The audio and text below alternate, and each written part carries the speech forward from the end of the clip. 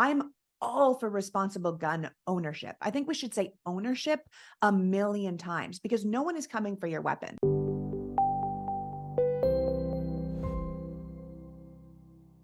You're listening to Talking About Guns, or TAG as we like to call it. My name is Matt Littman, Executive Director of 97%. We're a new bipartisan organization working to reduce gun deaths in America. As part of our mission to change the conversation around gun safety, TAG normalizes dialogue about guns. We invite guests from all sides of the gun debate and talk about the hot button issues, but without the screaming. Later in this episode, Dr. Michael Siegel, a renowned researcher and professor at Tufts University, joins us for another edition of Siegel's Scope, where he dives into concealed carry, the history behind it, the recent trends, the differences between shall issue and may issue, and how his research with us and 97%'s roadmap applies to it, especially post-Bruin. But first, my guest today is the Webby-award winning host of I Am PoliticsGirl, made popular by more than 700,000 followers on TikTok and Instagram. Celebrated for her breakdown of complex issues into no-nonsense, everyday speak, PoliticsGirl also hosts a weekly podcast aimed at educating and inspiring voters to re-engage with the political process.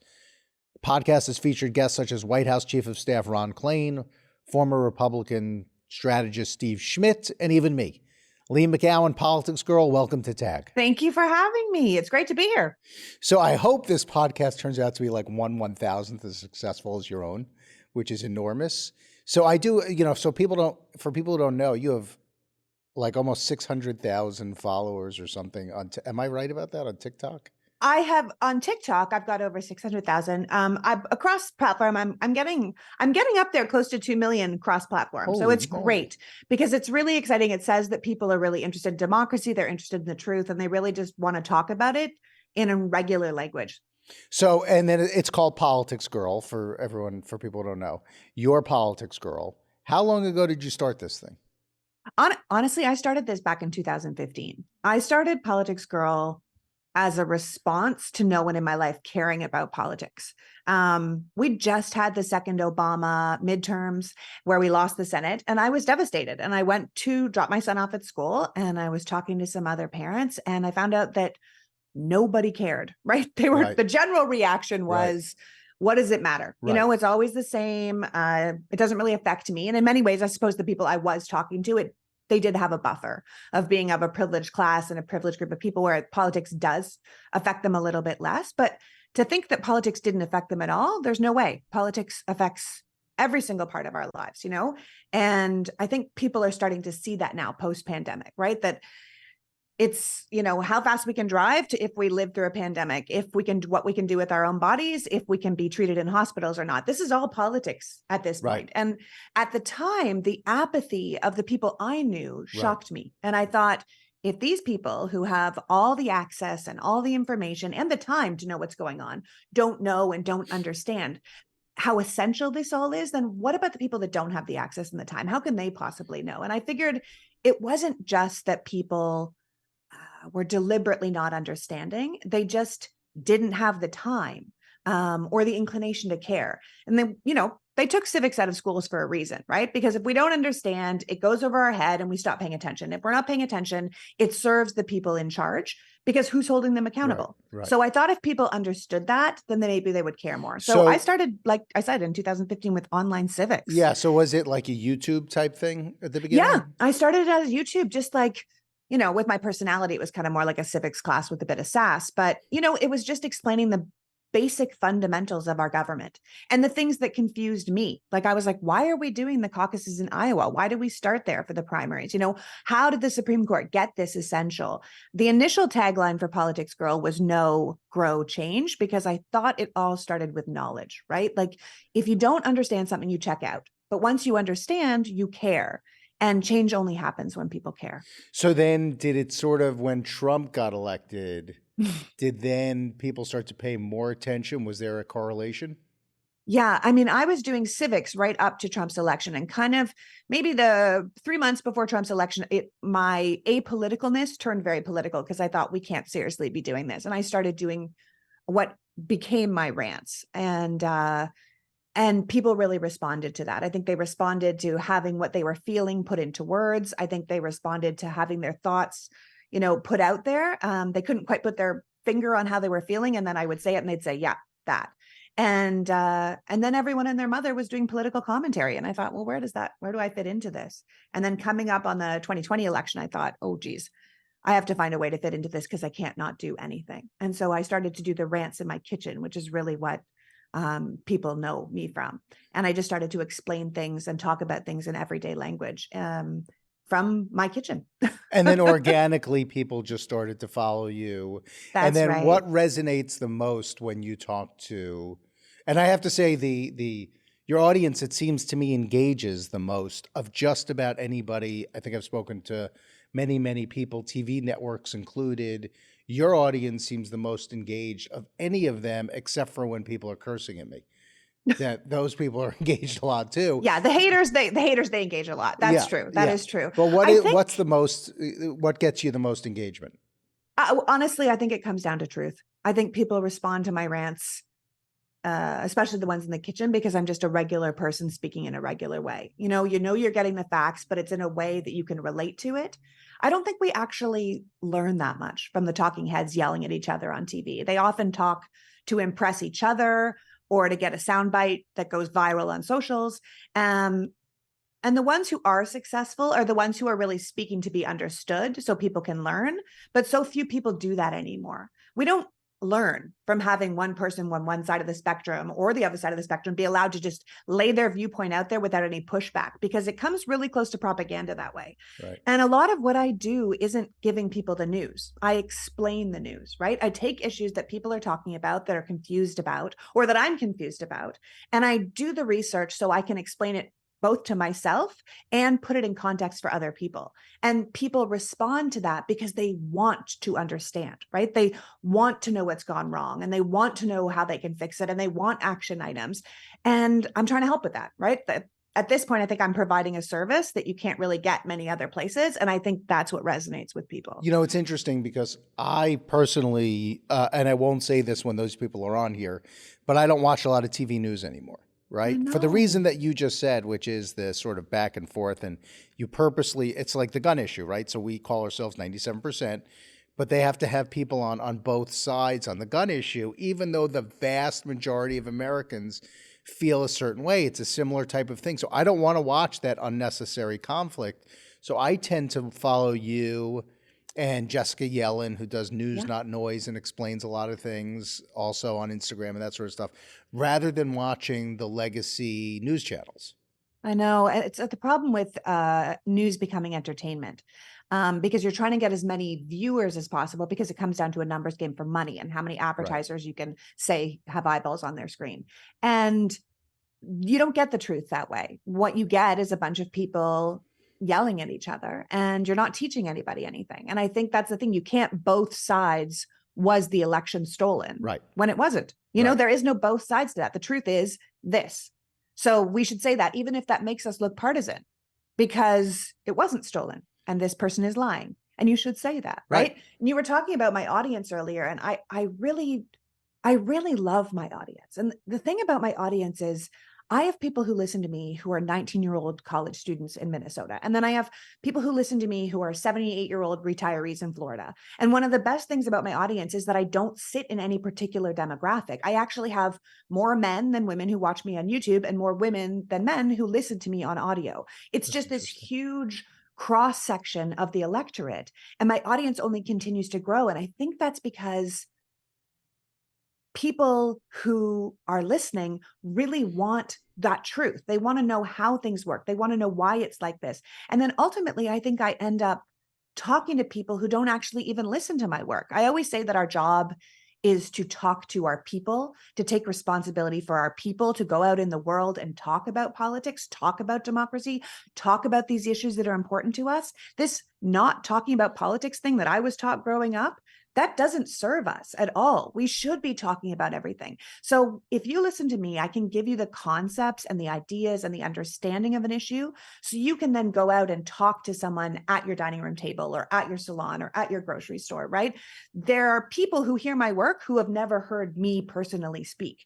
And I think that's because I've given my audience a way to do their own work, a way into the conversation with people that might never, ever hear me. And I think that's the way we save democracy. It comes down to enough of us caring to fix it. And that's dependent on all of us going out and making sure that enough people care. So what you're getting, it sounds like, are a lot of people who probably also don't get their news from CNN or MSNBC.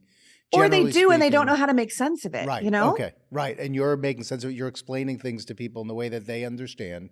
You Yeah. come across as super sincere and just like them, basically. Right. And so I that's like to think I am super sincere. I Yeah. mean, that's the thing. I watch the news and I go, the hell are they talking about? I mean, we Right. talked about the documents issue with Donald Trump, and I thought, I don't even think we're talking about the right thing. And I went to research it and I was like, oh, there's three forms of documents. There's agency documents, which is what we're talking about with the Espionage Act. And then there's presidential documents, which is the classified, declassified stuff that belongs to the national records. And then there's personal documents, which Donald Trump is trying to conflate with the other two with the Clinton Sox case. And like, if you didn't know that, everything you hear would just be noise. It all comes into one type of document, and that's not at all how our law works.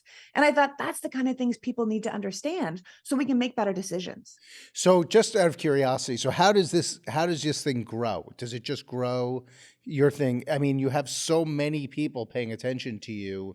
Does it grow organically? Is the idea to stay doing this type of thing? What's the idea? In other words, would you want to be doing it on television? Do you prefer to do it the way you're doing it? How do you see this going in the next couple of years? Because now we're coming up on election season. Yeah. And that means even more people are going to start to pay attention to you. So Yeah, I hope so. So how does it work? I mean, What's the goal? I think the thing is, it depends on how you look at what success is. Yeah. Legacy media is not necessarily success anymore. I mean, I get more listeners to my podcast than some network stations get on their shows. So do I need to try and seek out an old way of doing things, or do I try and do it a new way? And I think ultimately my goal has always been to help democracy and to help America. And I will take whatever route that it has the most way of doing things. The best I can do, that's the route I'm going to take. But I think one of the things that makes me unique is that I don't answer to a board. I don't answer to a group of advertisers. I don't answer to my corporate owner that says, actually, we're all saying this now. Right. I don't have to. And you don't I have think that pressure. I don't have that pressure, which allows me to say, well, the Democrats are screwing this up and the Republicans have gone mad, and I don't owe anybody anything. And I think that's one of the reasons I can tell you the exact truth. And I think that's one of the reasons people trust me. In 2000, I think it was 15, I was offered a role at a TV network in New York. I live in LA, as you do. And I was offered a role. And I said, if I move to New York and I say, am I allowed to curse on this? I think I am. And I say the F word, right? And I say, am I out of a job? And they said, yeah, probably. And I said, then I'm not doing it.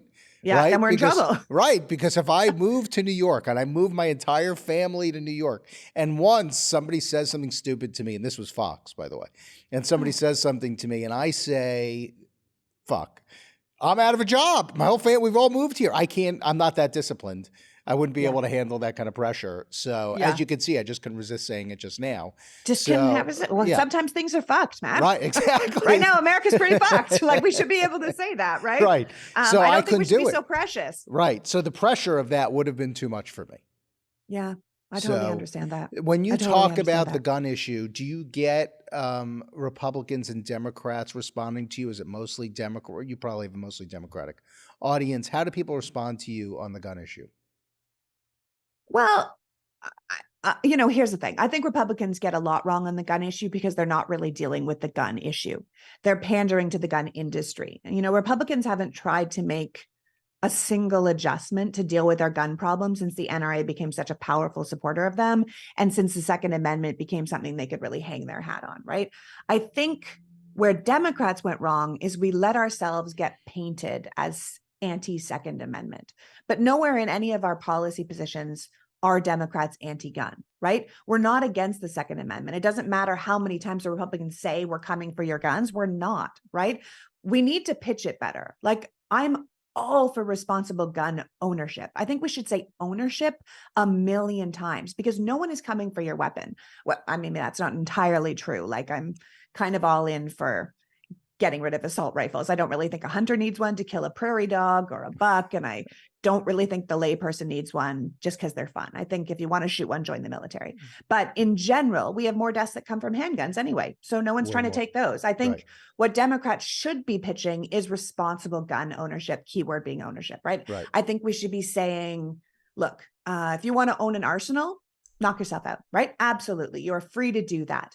But we just think you should have to be responsible for each one of your guns. And whether we do that through insurance, where you have to insure each weapon the way you insure your car, or we do it through litigation, where if your 2-year-old shoots your 4-year-old, you're held responsible because it was your weapon, then I think we would see a switch of what a responsible gun owner looked like pretty fast.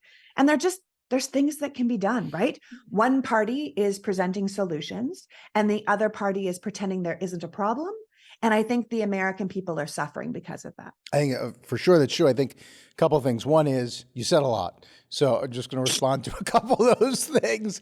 One You're like, is, holy hell, Lee. one is the NRA, where they've been effective, is messaging. Right. Oh. The only Well, thing the Republicans are effective at messaging. Yeah. They're very good. They're gifted at it. Yeah, but the good guy with a gun thing, right? That came out of Sandy Hook after that, that whole messaging thing. That's where they've been super effective. The other thing is, I'm sure that you and I both know Democrats who do want to ban guns completely. But thankfully, those are not the Democrats that are in power or really have any say in how this is going to go. And the American people have no appetite for that sort of thing, so it would be ridiculous to try to do it. We do a lot of focusing ourselves, 97%, on responsible gun ownership.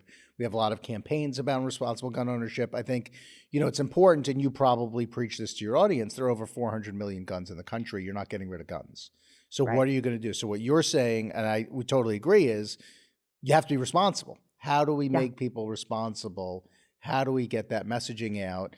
Do you see any way so do you think that responsible gun ownership message is what's needed to turn the tide? We had legislation last year, but that's obviously not enough. And we've seen what's happened over the last year to prove that that's not enough. What do you see as turning the tide, maybe with some people are on the fence, some elected officials? How do you turn the tide on this issue? Well, I think, like you said, it was a big deal that we got gun legislation last year, right? Like that was a huge big deal. We really haven't done anything, nothing, zero legislation Federally. And I think it's a very big deal. I think it's important that we realize that the left isn't against gun owners. I think it's important we realize that the left have a lot of guns, that this idea that we forget that gun owners can be liberal, so we don't want to alienate them. But we also, no one is upset if we talk about responsibility, right? We often hear this argument about like, oh, you want to ban guns because they kill people. Are we going to ban cars too? And you're like, no, of course we're not going to ban cars, but we did regulate cars, right? Over the years, we made cars so much safer. America is a car culture. It is part of our identity. Beach Boys sing a million songs about cars, right? But we also added things like backup cameras and seatbelts and anti-lock brakes, right? We've also regulated the users of the cars. We can't drink and drive. We can't be under the influence when we drive. We have to take a driving test. We have to take an eye test. If something bad happens while we're driving, we can lose our car or our license. Our new drivers now have graduated licensing with rules to keep them and us safer. We've put all these regulations into place for the safety of the entire population without banning cars. If we did that with something that was built fundamentally for transportation, why wouldn't we do that with the thing that was fundamentally built for killing, right? It just seems like a simple, we're just trying to be practical here. This kind of common sense way of looking at it. I think that's the best approach. Because you have so much knowledge that you're able to get out so quickly. I am not. I cannot keep up with you. I'm such a nerd. I can't keep up. The way it is. I can't keep up. Could I just ask? I have to go back. You weren't always involved in politics, right? I mean, that was like 2015. You said you started this. What was happening before 2015? Because your knowledge is so high level. How did you? Where did this all come from? Well, listen, I've always been interested in politics because I'm interested in a better society. I'm interested in things being better. I've always been someone that challenged the status quo, whether that was at my dining room table or in my high school. I've always been into leadership positions because I wanted to make positive change. So this isn't really a surprise.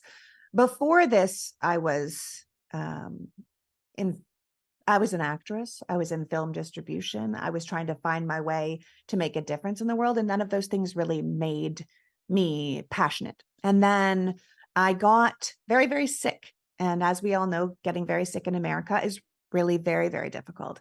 And it got me quite passionate about how we treat a certain aspect of our society.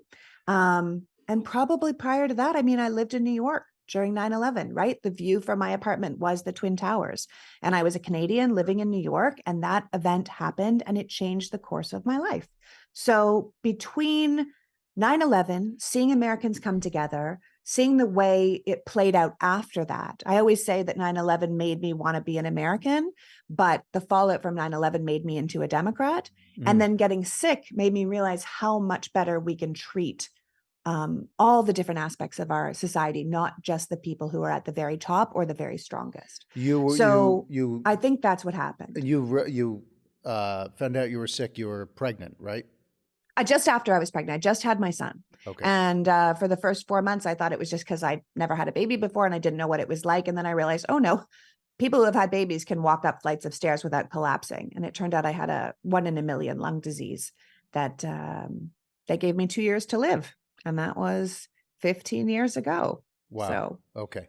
And now you're on various medications to help mitigate yes, that. amazing. Amazing. Medical miracle, really. It's terrific. And now you've basically devoted your life, it seems to me, to helping others in this way. Well, look, that's the thing, right? If you are told you have 2 years to live and you get to that 2-year mark and you think, all right, what am I doing with this extra time I've been given? It's certainly not going to be spending my life making my little tiny life better. It has to be with purpose. And originally I wrote a very popular blog and then book called In Case I'm Gone, just to give life lessons from someone who is dying to people who weren't. And then after that, I was like, what am I doing? And my mother was talking to me in the parking lot one day and she's like, well, what do you want to do? And I was like, I want to fix the country. She was like, go do that. That's easier said than done. Sure. So you're Mom. fixing it from your kitchen, basically. Yeah, I started from my playroom and now I'm in my kitchen and then I got a podcast studio and that's how we roll. Is the podcast studio at the house too? It's in my living room, Matt. Fantastic. It is in my living room. Wow.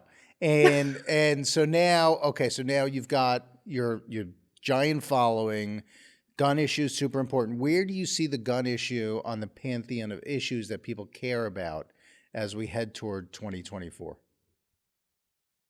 You know what? I really do think guns can actually play a pretty big part. I mean, listen, into 2024, the primary issue must be democracy. That is the most important because we really are on the cusp between an autocratic type government, top down, dear leader type behavior, what we're seeing in Florida, what Trump would have liked to have done if he'd had a second term. That is the most primary concern, and it should be everyone's primary concern. So democracy proper, what America is supposed to be. I think we need to talk about court reform. I think we have a real problem with our courts being political entities. I don't think that's the way we should be it. I think human rights are humongous, and that goes from everything from trans rights to abortion rights, because I think ultimately the decision comes, how can you talk about freedom if we're going to tell you everything you have to do with your own body, whether that's end of life care, trans care, or abortion care. So I think those are the three things I would really like to hit, but I don't think that there's a single person in this country that isn't like, geez, we have a real problem with guns. And I think that's what we really need to address, because I think what surprised me most on the gun issue is that how little change has actually happened. How many people are absolutely recognizing that we have a huge problem, and yet we do nothing. Again and again and again. It's always surprised me. I was floored when nothing happened after Sandy Hook. I remember where I was when I heard about those children, and I had to go pick my son up from preschool, and he was talking to me all the way home, and I was looking at him in the mirror, and I had to pull over because I thought, how many parents are never going to see that little face in the mirror again and never hear that little voice? And then we did nothing. And I thought, what the hell are we doing here? I mean, I couldn't believe it. I was in my early 20s in the Columbine era, and I couldn't believe we did nothing after that. But Sandy Hook shook me. And now we have Uvalde, and we've still done nothing. And guns are the #1 killer of children in America, more than disease, more than car accidents, more than illness. As a mother, I'm outraged by that, right? And I can't believe that the outrage that I know people feel hasn't just been an avalanche of change in America, because it should be, because the majority of this country agrees that we need change. So why aren't we changing? Leigh, that's exactly how we got started, which was the exact same conversation, which was, if so many people, again, 97%, but 84% of gun owners believe in things like background checks, how in the world is it possible? No other issue, that even the ones that you mentioned, has such high levels of agreement as these basic gun reforms, and yet somehow these things do not happen. How is that possible? And in our case, it was, what could we do that's different than what other people are doing? So like you said, responsible gun ownership. Sure, there are some people who work on that. There are some groups on the left that do good gun reform stuff as well. Like, everybody's working on stuff, but somehow it hasn't happened. What could we do to make things happen? So I think that's where we try to come in. That's where you try to come in, I think, as well. So just a couple more questions on the gun issue, which is, what action do you think people should take? So just broadly, the way Congress works is that if you've got a bunch of like right-wing people who don't want to do anything on gun reform, Congress doesn't have to act. And, you know, that's something that's hard for people to understand, something that we probably talk about offline, Leigh, not on necessarily on this, is that people need to take action to make the, if you want something to happen, you've got to try to do something about it. And it means knocking on doors, and it means giving money and those types of things. It may mean calling your representative. What do you think people should do? No, I think we need to vote for leaders who aren't afraid of change. I think we need to ask our leaders to take a position on these issues like gun safety. I think we need them to acknowledge that there are solutions and we aren't getting them. And we have to say that's not acceptable. And then we need leaders that'll say that's not acceptable. There should be no more pretending that this isn't happening. It's happening. People are afraid to come to the US. We're on no travel lists because it's too dangerous here. You know, like, that is appalling. And that should appall all Americans, right? That people won't even come to our country.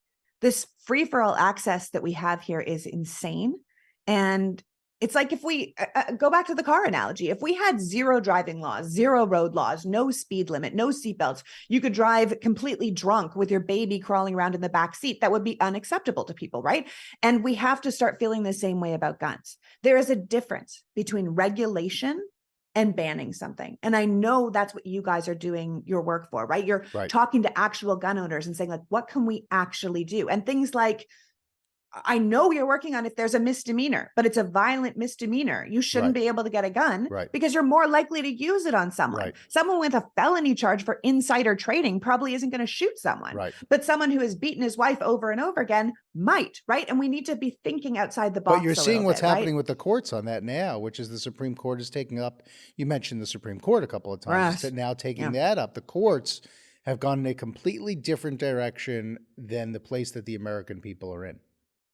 And that's why I think if we don't run on court reform, we're in real trouble, because you can't have Congress, which is there to represent the people, which are our elected representatives who represent over 300 million people. So if the majority will of 300 million people can be overturned by the majority will of 9 unelected people, we have a real problem. And I think if we don't acknowledge that, then the country is going to really, really struggle. You mentioned the thing about schools. We were at the movies last night. By the way, ask me what movie we saw. What movie did you see, Matt? Mission Impossible. And did he hang off the side of a helicopter? Did he fall off the trip? Oh, the movie is the last of the great movie stars. That one. Go see it. It's fantastic. It's as fantastic as you would imagine it to be. It is that good. But, I love those movies. You know, when you're in the theater now, you look at everybody who walks up and down in the aisle, right? Don't you, though? You look to see where the exit is in case you need to run out the exit. I mean, we should not have to live like that. Nope. I think once you start selling bulletproof backpacks and fold out walls for, you know, to put all the kids in here when the shooter comes, you think, maybe we shouldn't be finding the best ways to capitalize on this problem, and we should be attempting to solve this problem. Right. So just a question that we ask people, I don't want to put you on the spot, but is we ask people to tag, get it? Tag, that's our podcast. Tag another person who should be on our podcast who you think would be appropriate. I'm going to ask you two questions. One is, what legislators just generally are you following that you think people should be paying attention to? In other words, there are lots of legislators that do really good work, and we don't often talk about them. If you could think of one or two of those You've off the put top me of on your the head. spot here. Yeah, Hold yeah, on. I know, but you have people on. I do have people. Hold on. Like I have, because I love, he's a new legislator out of the Carolinas who has a huge TikTok following because he does what I do, where he explains things very clearly so people understand them and explains the insider, track of politics for those of us who aren't in it. I watch politics for a living, and the way this gentleman explains it, I love him. So we're you're tagging this guy. I'm saying that you're tagging he's an this guy. absolute genius. And of course I can't think of his name right now, which makes me feel like an idiot. You know who we're having on this week is Jocelyn Benson from Michigan. Oh, Matt. Yes. She is a brilliant genius. Yes. I hope she goes all the way through politics in America. Yeah. She is absolutely a spitfire dream person. Yeah. I love what she's doing in Michigan. Yeah. She is absolutely reimagining what our election system should look like, but also she, in Michigan, they're in charge of the DMV. The Secretary of State is in charge of the DMV, and she's completely reimagined how the DMV works. She was like, why is this so inefficient? Let's put some pop-ups in grocery stores and make renewing your license so much easier. And I think anyone that thinks about the people like that, that says, you know what? I've tried to renew my license and I don't want to wait in line for 4.5 hours. I've got a job. I've got kids. She's already thinking outside the box like that as the Secretary of State of Michigan. I can't wait to see how far she goes in politics. She's a wonderful. She's the best. I always say she's the best elected official in America. Oh, totally great. Right? She's great. So we're having on. So you can't tag her because it's too late. We already have her. Fine. Yeah. His name, Jeff Jackson. Jeff Jackson. That's the guy in South Carolina? Yes. Okay. And is he an elected official or is he, what is he? He is. He's a congressman. He's a congressman? Never even heard of him. Okay. We're going to have him on. Exactly. All right. We're going to do it. He's spectacular. I think, anything else you want to tell us on gun issues? Anything you want to tell us that we don't know?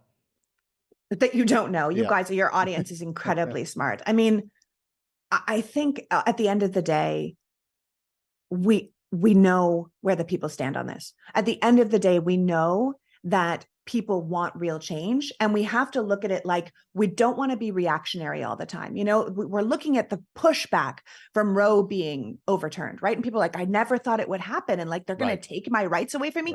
This is now 80% of the country believes in abortion rights. And you're like, well, where were you while we were putting all these anti-abortion people into office, right? So we have to be less reactionary and more proactive. And I think that comes with who we elect, what we ask for, and what we accept as a people. And that goes back to talking. We must talk about these issues. We must talk at our dining room tables. We must talk to the people and push back a little and say, actually, we could have it different. There are solutions out there. We just need to choose to take them. I think, Leigh, it goes back to what you said before, which was that before 2016, I found the same thing that you did, which is that people thought, politics doesn't affect me. What do I care? Whatever. Right? I used to hear that all the time. If you loved Obama, like the people who loved Obama were involved. If you didn't love Obama, you just liked him a little bit, I thought everything was fine. That was then when Trump got elected, there was a sea change in terms of people's involvement in this country. However, I think after Biden got elected last time, people wanted to take a step back and say, okay, I'm exhausted. I don't need to be that involved anymore. And what you're finding is it's not a 4-year thing. It's your life. Every aspect of your life, whether you like it or not, is controlled by politics. So not paying attention to politics doesn't mean it doesn't affect you. It means you can't affect it. And at the end of the day, you have to make that choice. Well said. Well said. All right. Thank you, Leigh. PoliticsGirl on TikTok. Where else am I finding you? Are you on Threads? Everywhere at IamPoliticsGirl.com. So we're everywhere now, from Threads to YouTube. Okay. I love it. I watch your stuff all the time. I listen to your podcast. I think you're amazing. I think what you've done is absolutely unbelievable. I hope you never leave your kitchen. And I think it's great. We'll talk soon. Thanks, Matt. We got so much work to do, right? We just all have to put our hands in and have fun while we do it. Thanks, Leigh. Thank you. And now for Dr. Siegel with Siegel Scope. Thanks, Matt. On this edition of Siegel Scope, I want to talk about concealed carry laws. There are a lot of misconceptions about it, which I want to clear up. And in addition to talking about concealed carry laws, I want to touch on the Bruin decision and how they affect these laws. And then I want to close by talking about our proposed policy platform and how that would impact concealed carry. So to start, I think it's important for people to understand that back around 1980, most states either did not allow concealed carry at all or strictly regulated it in what we call a may issue fashion, which I'll explain in just a second. So in 1980, most states you couldn't carry concealed at all. Between the 1980 and 2000, so over the course of the 80s and the 90s in particular, most states allowed, all states actually allowed concealed carry in some form. And in addition, while states initially tended to be in the may issue category, there was a major shift of states shifting from may issue to shall issue, so that by around 2015, there were only 8 may issue states. And that is the case now. So what is the difference between may issue and shall issue? A shall issue state is one in which someone who applies for a concealed carry permit must be given that permit, must be approved, unless they meet some specified criteria that are spelled out very clearly in advance. If they don't meet any of those criteria, the state must or shall issue them the permit. They can't be denied. A may issue state is one in which law enforcement has discretion to deny a permit under somewhat subjective conditions. If the sheriff or whoever is the approving authority suspects that the person will be a risk, they can deny the permit even if they don't meet certain specified criteria. So the key is whether or not there's discretion given to the law enforcement authority. So may issue states, there's some level of discretion. Shall issue states, there's basically no discretion. You just go down a checklist. If the person doesn't meet any of the criteria, then they're allowed to get a concealed carry permit. There's a new regime, which is called permitless carry, which doesn't require any permit at all to carry a concealed weapon. So basically anybody of the specified, typically there's a specified age period. It's usually, age status, usually sometimes 18 or older, sometimes 21 and older. But anyone of that age group is allowed to carry a concealed weapon. There's no permit necessary. You don't have to apply for a permit. And there's been an increasing number of those laws being passed. In fact, as of today, there are a majority of states, 26 states, that have permitless carry. So the trend over time has clearly been shifting from a much more stringent regulation where you may not even be able to carry at all to a much less stringent form of regulation where today in the majority of states, you don't even need a permit. So let me talk first about the impact of the Bruin decision. So the Bruin decision specifically struck down New York's concealed carry law. And in particular, it shut down the part of the law that gave discretion to law enforcement to deny concealed carry permits if they judged, in their judgment, that the person didn't have a proper cause. In other words, that there was some special need for a gun for self-defense. The person was under some sort of special, had been threatened, or for whatever reason there was a special need beyond just the normal need for self-defense. So that's what the court struck down. The court basically said there's no precedent back in the 1790s or even the 1860s for this type of restriction based on proper need or proper cause.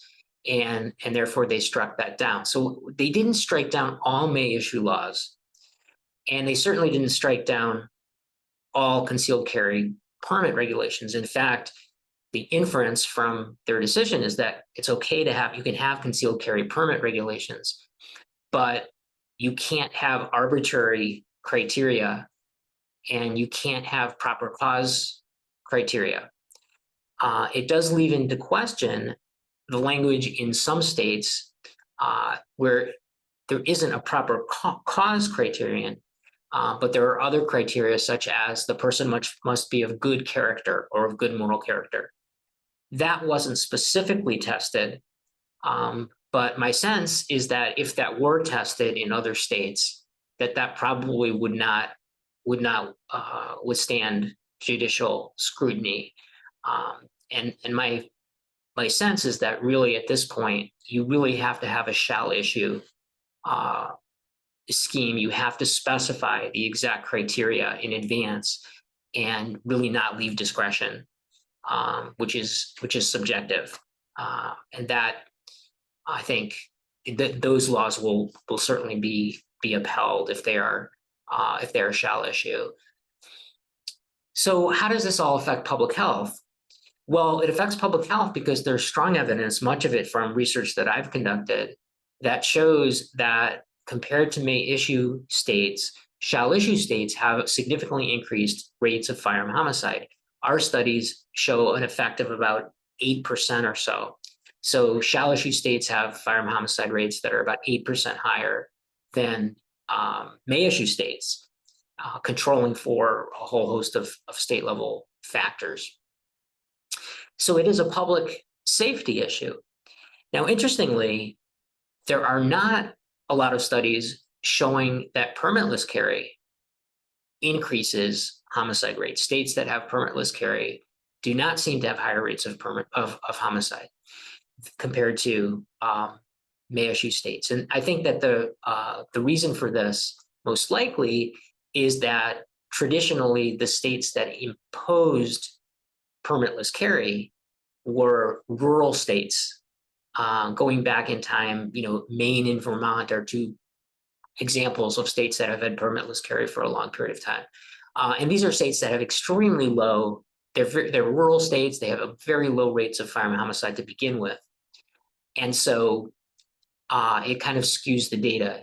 It's difficult to pick up an effect of those laws if the very states that are adopting them are the states that have low firearm homicide rates to begin with. I think time will tell, as we now have 26 states, many of which are not these rural states, but it's going to take time for us to see what the effects are.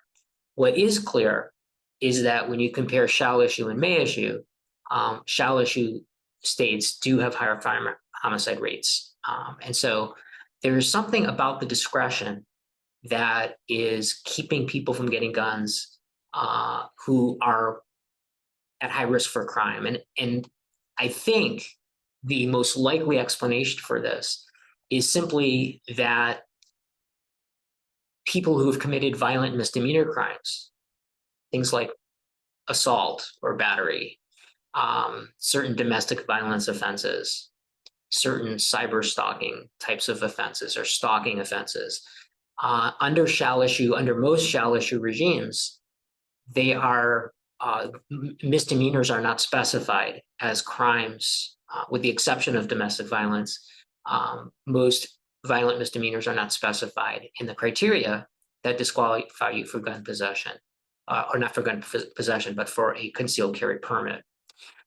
Whereas in states that have this discretion, law enforcement officers are able to identify people who they know have committed domestic violence crimes or other misdemeanors that are violent in nature, and can therefore deny these people permits. And so I think that as I said in one of the previous Siegel Scope episodes, violent misdemeanor laws are probably the most effective law. We found about a 19 to 20% reduction in firearm homicide in states that have laws that prohibit people with violent misdemeanors from carrying guns. And I think the same seems to be true with concealed carry. So two questions that I want to end with is, number one, what should may issue states do that have may issue regimes, given the Bruin decision? And then number two, how does our policy platform that we've put forward affect concealed carry regulation? So states that have may issue laws, I think for the most part, are going to have to change those to shall issue laws if they want to be in conformance with Bruin. Clearly, states that require proper cause, that you have to have a quote proper clause for owning a gun, that you have to declare some special need. Those laws are going down if they haven't gone down already. Bruin will not allow those types of laws. But I suspect that even laws that say things like the person must be of proper moral character or maybe of good character, those are very subjective judgments. What does good character mean? And it leaves it totally up to the discretion of law enforcement. And these decisions can be made in an arbitrary and capricious way. Those laws, I don't think will stand. So I think may issue states are going to have to basically shift over to a shall issue regime instead. How does our platform come in? Well, one of the major aspects of our platform is prohibition on violent misdemeanor. People who have committed violent misdemeanors are not able to carry or possess guns or purchase guns. And so somebody who has a history of a violent misdemeanor who applies for a concealed carry permit would not be allowed to get that license. And this would be a shall issue scheme. In other words, that the violent misdemeanor requirement would be listed as one of the criteria upon which a permit could be denied, a concealed carry permit could be denied. And so the beauty of this is that, number one, it reduces crime because the evidence shows that people who have committed violent misdemeanors are at very high risk of committing gun crimes, and that by precluding these people from getting their hands on guns, it will reduce homicide. Number two, it gives a solution to may issue states that are that want to fix their statutes to withstand Bruin in a way that won't harm public safety. So if states that are may issue simply say, okay, well, we're going to just switch to shall issue, but keep the requirements the same. Based on the research, we would expect to see an increase in crime in those states. However, if they implement these violent misdemeanor laws, that essentially takes the place of and serves the same function that the discretion should have been serving. And yet it is now going to be done on a purely objective basis. If the person has a conviction for violent misdemeanor, they can be denied. But if the sheriff, doesn't like the person or just suspects that the person represents a risk, they can't deny it. There has to be a conviction. And I think that's consistent with the Second Amendment and with the Bruin decision. Eventually, my fear is that states with permitless carry are going to see an increase in crime, especially the states that are not these rural states, but the larger states that over the last 3 years have adopted the permitless carry laws. And that's going to be problematic. And I think that, the way to solve that is to go back to shall issue, but to explicitly in the criteria put violent misdemeanors in there as one of the criteria that you cannot get a concealed carry permit. As I said in one of the previous Siegel Scope episodes, violent misdemeanor laws are probably the most effective law. We found about a 19 to 20% reduction in firearm homicide in states that have laws that prohibit people with violent misdemeanors from carrying guns. And I think the same seems to be true with concealed carry. So 2 questions that I want to end with is, number one, what should may issue states do that have may issue regimes given the Bruin decision. And then number two, how does our policy platform that we've put forward affect concealed carry regulation? So states that have may issue laws, I think for the most part, are going to have to change those to shall issue laws if they want to be in conformance with Bruin. Clearly, states that require proper cause, that you have to have a quote proper clause for owning a gun, that you have to declare some special need, those laws are going down if they haven't gone down already. Bruin will not allow those types of laws.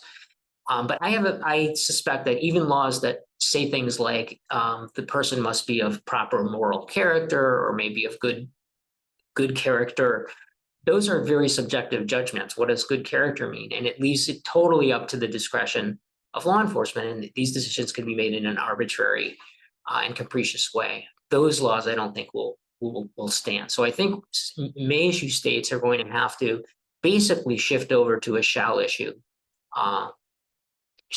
regime instead. How does our platform come in? Well, one of the major aspects of our platform is prohibition on violent misdemeanor. People who have committed violent misdemeanors are not able to carry or possess guns or purchase guns. And so somebody who has a history of a violent misdemeanor who applies for a concealed carry permit would not be allowed to get that license. And this would be a shall issue scheme. In other words, that the violent misdemeanor requirement would be listed as one of the criteria upon which a permit could be denied, a concealed carry permit could be denied. And so the beauty of this is that, number one, it reduces crime because the evidence shows that people who have committed violent misdemeanors are at very high risk of committing gun crimes, and that by precluding these people from getting their hands on guns, it will reduce homicide. Number two, it gives a solution to may issue states that are that want to fix their statutes to withstand Bruin in a way that won't harm public safety. So if states that are may issue simply say, okay, well, we're going to just switch to shall issue, but keep the requirements the same. Based on the research, we would expect to see an increase in crime in those states. However, if they implement these violent misdemeanor laws, that essentially takes the place of and serves the same function that the discretion should have been serving. And yet it is now going to be done on a purely objective basis. If the person has a conviction for violent misdemeanor, they can be denied. But if the sheriff, doesn't like the person or just suspects that the person represents a risk, they can't deny it. There has to be a conviction. And I think that's consistent with the Second Amendment and with the Bruin decision. Eventually, my fear is that states with permitless carry are going to see an increase in crime, especially the states that are not these rural states, but the larger states that over the last 3 years have adopted the permitless carry laws. And that's going to be problematic. And I think that, the way to solve that is to go back to shall issue, but to explicitly in the criteria put violent misdemeanors in there as one of the criteria that you cannot get a concealed carry permit. So in summary, we've seen a trend over time in weakening of concealed carry laws. Some of those trends are due to the Bruin decision, and I think are valid in the sense that they are consistent with the Second Amendment, and are getting rid of problems where people could be denied based on arbitrary criteria. And also the Second Amendment clearly does not specify a reason. You don't need to specify a reason why you want to carry a gun in order to get a permit. You shouldn't have to do that. So I think that corrects some of the problems on the one extreme. The other extreme, the permitless carry, I think is also going to be a problem because now people with violent misdemeanors can just, or any crimes, can basically just carry without a permit, and there's very little that can be done about it. And those, I think, eventually are going to result in an increase in violent crime. So I think the middle ground solution is for states to adopt shall issue laws, where one of the criterion that is specified for concealed carry permits is not having been convicted of a violent misdemeanor. And finally, the permit system across the board should be simplified so that you don't have to apply for 2 permits. You can just apply for 1 and state whether you're seeking a concealed carry permit, as well as a permit to allow the possession and purchase of firearms. I think this would be a great benefit to gun owners. It would simplify and streamline the process. Well, thanks for watching another edition of Siegel Scope, and it's back to you, Matt. I'm Matthew Littman, your host of TAG. I hope you enjoyed the conversation. If you did, we'd love for you to subscribe, give us a 5-star rating, and tell your friends about us. You can find more episodes of TAG on Apple Podcasts, Spotify, Google Podcasts, or wherever you like to listen to your podcasts. Give us a follow on Instagram and Twitter at 97%org, and tag who you'd like us to chat with next. Thank you for listening, and we'll talk to you soon.